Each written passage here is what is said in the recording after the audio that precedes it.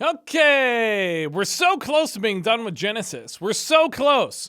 I'm going to make a whole playlist. I'm going to do a whole playlist that says Genesis, and then we're going to do it for every book of the Bible so that anyone can go into any point and watch me narrate/commentate on the Bible. It's exciting. It recently occurred to me that I'm actually going to get a full book done. These things, it's not like these things are guaranteed. When you start these things, it's like, it's all up to you. You have to do it. You have to make the channel happen. It's just like a nice marker. It's a nice little pillar of achievement. They love to use pillars in Genesis. Pillars as symbols. Just feels good to be it's almost 50 chapters, and it just because it just takes so long. There's so many things. We're actually approaching a landmark. It's cool. So this is Genesis chapter 44. It's called A Silver Cup and a Sack.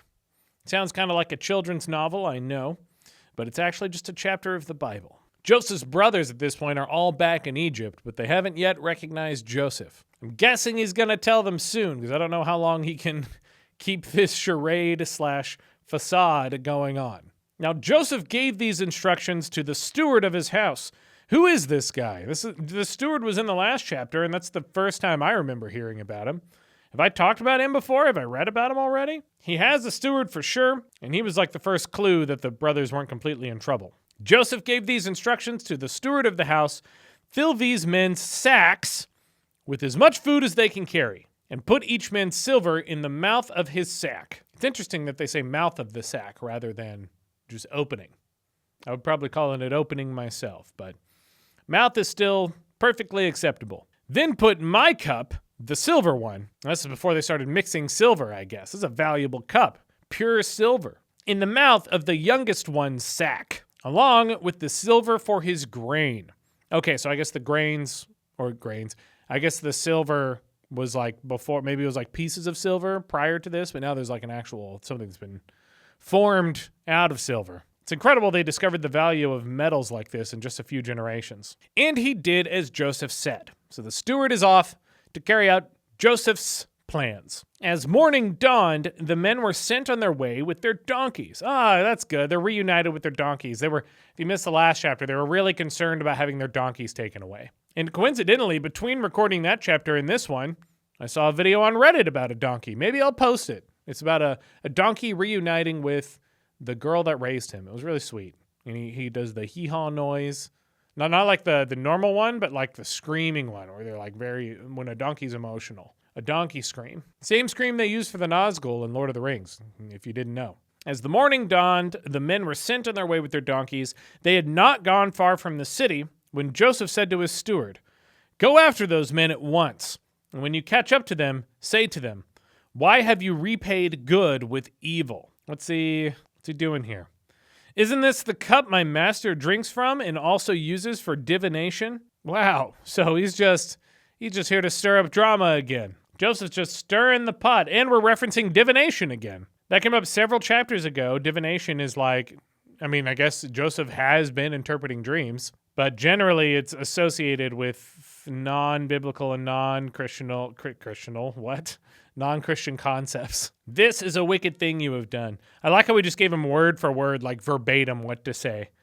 "Go after them, catch up with them, say, 'Why did you repay good with evil? Isn't this the cup my master drinks from and used for divination? This is a wicked thing you have done.'" So he knows what to say. He's been told exactly what to say. He's got to remember that whole paragraph in his mind and then say it while acting like he genuinely feels and thinks the things he's been told. So let's see if and how he pulls it off. When he caught up with them, he repeated these words to them. But they said to him, "Why does my lord say such things? Far be it from your servants to do anything like that.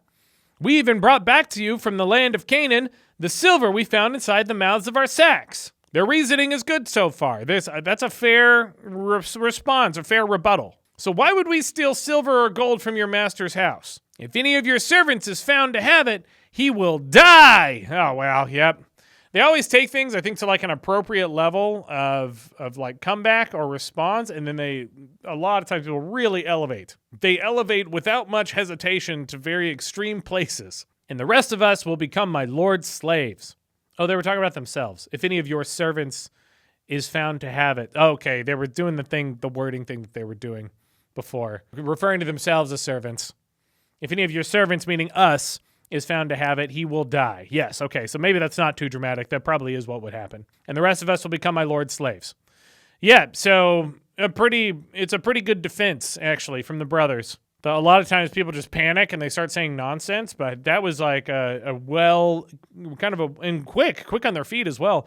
Just a well thought out response to this accusation from the steward. Steward's just like a mouthpiece running from Joseph to these guys. Very well then, he said. The steward's like, okay, let it be as you say. Whoever is found to have it will become my slave. The rest of you will be free from blame.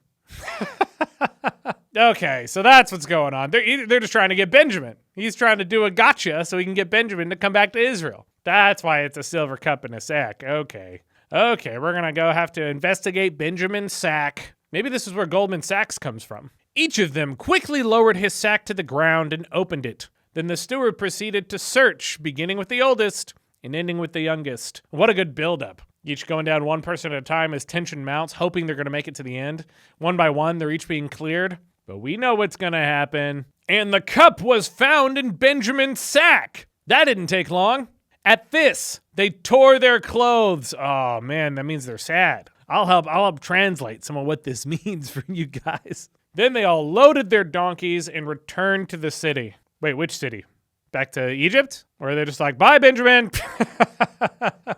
Sorry you have to be a slave. This is exactly what Jacob feared. Joseph was still in the house when Judah and his brothers came in. Okay, so they all went back to Egypt. And they threw themselves to the ground before him. Dream fulfilled again. Joseph said to them, what is this you have done? Man, this is so devious. This is insidious from Joseph. The roles are like reversed now. Joseph was such a cool dude in the beginning, and now he's doing all these bad things. He literally just set them up. They did nothing wrong, and he frames them. He frames his own brother, the one he supposedly cares about the most. He's the one he targets. What is this you have done? Joseph said. Don't you know that a man like me can find things out by divination? I am so confused by the divination thing. And here's the thing I've said before, so there's already a video on this channel where I reference, or the Bible references, divination, and I ask about it. But at the time of this recording, that video has not been released yet. So I have not gotten comments from people on divination, and I still don't know right now.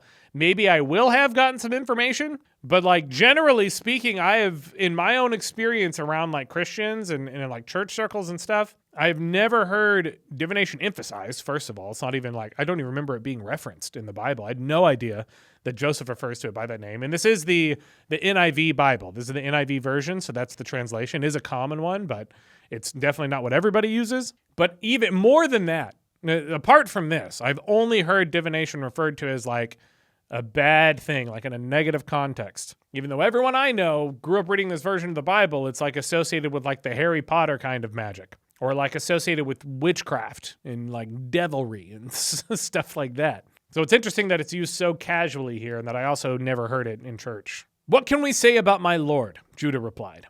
What can we say? How can we prove our innocence? When did they start getting, is this written by someone else?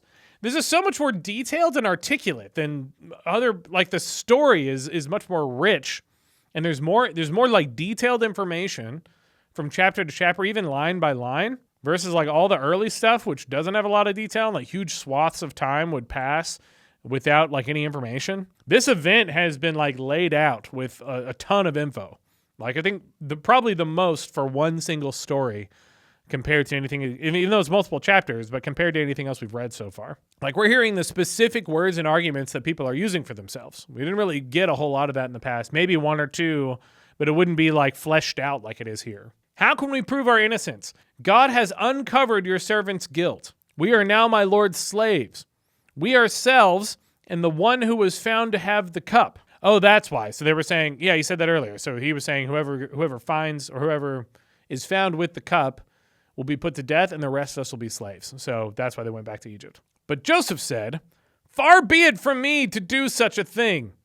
Even though he did such a thing. It's exactly what happened here. He's just a liar. Only the man who was found to have the cup will become my slave. Oh, he was saying, far be it from me to do such a thing, as in, far be it from me to enslave all of you, as Judah had suggested. He said, no, just Benjamin. Only him. Only the youngest one. He's the only slave I want. The rest of you, Go back to your father in peace. Well, we're only about halfway through the chapter, so now what are they going to say? Obviously, we're going to have a rebuttal here. Then Judah went up to him and said, "Pardon your servant, my lord. Let me speak a word to my lord." He's using lord a little bit too much. It starts to feel like you're groveling at a certain point. "Well, hello, my lord. Can I help you, my lord? Is everything all right, my lord? Far be it from me, my lord. Do not be angry with your servant, though you are equal to Pharaoh himself." Is he? No one suggested that so far, right? I don't remember that being in here anywhere. I thought Joseph was he was like minister of agriculture.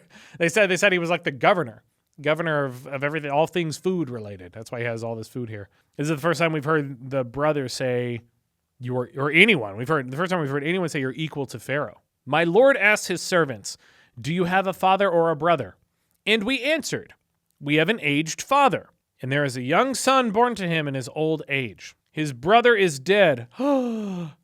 That's Esau. Esau's dead. His older brother. No one. Why would they lay it down on us like that? That is such a rude way of informing us. There was everyone else. Wait, was he? Did we say it somewhere? No, we didn't say Esau's second journey to Egypt.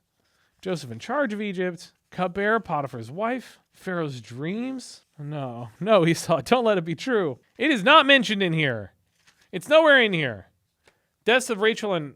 Yeah, the last one we saw was Esau's descendants. I have a really bad memory, by the way. If you haven't figured it out on this channel, I don't think I've mentioned this at any point. If you have not put together that I forget a lot of things, I forget a lot of things. And I mean, yeah, sometimes I have to, and there's I've said before, I do like batches of video recordings. There's like weeks or a week between each one. I typically do these on the weekend. And yeah, so I was like, did they tell us that Esau is dead? But I don't see it anywhere. It's a sad way to find out. I wish they'd give me a little more warning. So his brother is dead, and he is the only one of his mother's sons left, and his father loves him. I interpreted the whole thing wrong. Now I'm gonna look like a dummy. You might have understood what he meant from this whole thing, and I definitely would have gotten comments for that one if I was not correcting myself right now. He's talking about Joseph.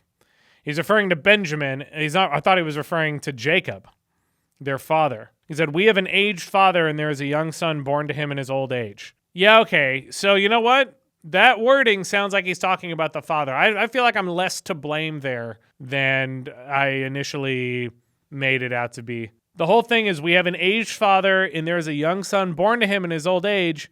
His brother is dead. It's a new sentence. He starts a new sentence and said, his brother is dead, and he's the only one of his mother's sons left, and his father loves him.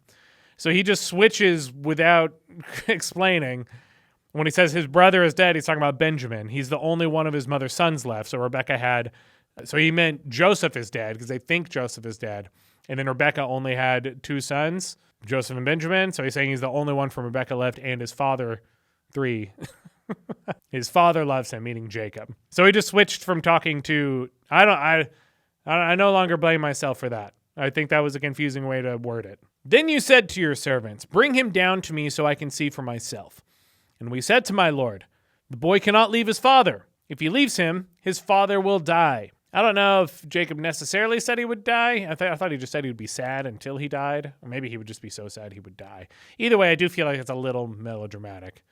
I don't think you'd die of sad. I mean, I guess indirectly maybe you could. If you fell into a deep depression, you stopped taking care of yourself, and you just didn't move, didn't eat, didn't do anything, yeah, maybe you could die of sadness. It's just indirect. It's not direct.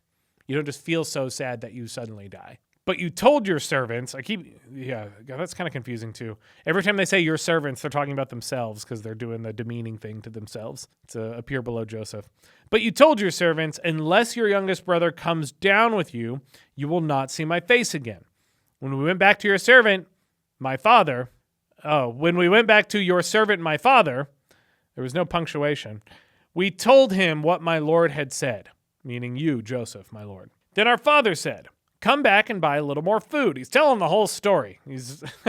I guess Joseph is just standing here listening in silence to Judah's entire argument. A lot of times, if he actually was not their brother, he probably had cut them off at this point, but because he is, he just wants to listen to him just go on and on. He's just building up the biggest I told you so of all time. He's let all, I did not know the story lasted this long or that he puts his brothers through the ringer in so many different ways. But after all of this, he can be like, aha, aha, see, I was right about the dream the entire time, and you sold me off into slavery. Look at me now, baby. I'm responsible for divination. God clearly loves me. You guys look so stupid. Then our father said, go back and buy a little more food, but we said we cannot go down. Only if our youngest brother is with us will we go. We cannot see the man's face unless our younger brother is with us. Your servant, my father, said to us, you know that my wife bore me 2 sons. The story's getting too long. He's telling too long of a story. One of them went away from me, and I said, he has surely been torn to pieces, referring to Joseph. And I have not seen him since. If you take this one away from me too, and harm comes to him, you will bring my gray head down to the grave in misery. So now, if the boy is not with us when I go back to your servant, my father, and if my father, whose life is closely bound up with the boy's life, sees that the boy isn't there, he will die. So Judah's like, I know he stole this, or he thinks that Benjamin is guilty of stealing the silver. So he's like, I know that he did this, but please don't. Or my dad will die, his dad, our dad. Please don't take him into slavery. Your servants will bring the gray head of our father down to the grave in sorrow. Exactly what we were talking about just a minute ago. Your servant guaranteed the boy's safety to my father. I said, if I do not bring him back to you, I will bear the blame before you, my father, all my life. So now he's really gotten down to it. He's really very quickly exposed his motivator there. I feel like that wouldn't be a very good argument if this didn't happen to be his own brother. If it was anyone other than Joseph, he'd be like, I don't care. That's your problem. That's not my problem. So he ends his argument with, this would be bad for me. That's not a good way. It is then all of a sudden you don't seem benevolent. It's not like you're doing it for the sake of your dad or for your family. You're like, I told him I would take the blame for this. Please don't keep Benjamin. Now then, please let your servant remain here as my lord's slave in place of the boy. Oh, it is. He is doing the selfless thing again. And let the boy return with his brother. So he wants to body swap. He wants to give Benjamin back and then be the slave himself. All right, he's the hero again. Nice. I mean, it's better than going back without Benjamin and then just knowing you were just the dirtbag who made all this happen. Even though he didn't. Even though this is all Joseph's fault. Joseph is the one who made this happen because it's all a setup. How can I go back to my father if the boy is not with me? No, do not let me see the misery that would come on my father. Then that's the end. That's how they end the chapter. The next one is Joseph makes himself known. The Bible really likes to tell you what's going to happen. They take away all sense of like mystery or like mystique or drama from not all the drama, I guess, but that's where the chapter ends. I should have just done like a cliffhanger. What's going to happen to Judah? Maybe I'll start doing that instead. I'll do it like a Dragon Ball Z ending. Will Benjamin get sent back to his father? Will Judah be a slave? Find out next time on Atheist Reads B. All right, that's enough. See you guys next time.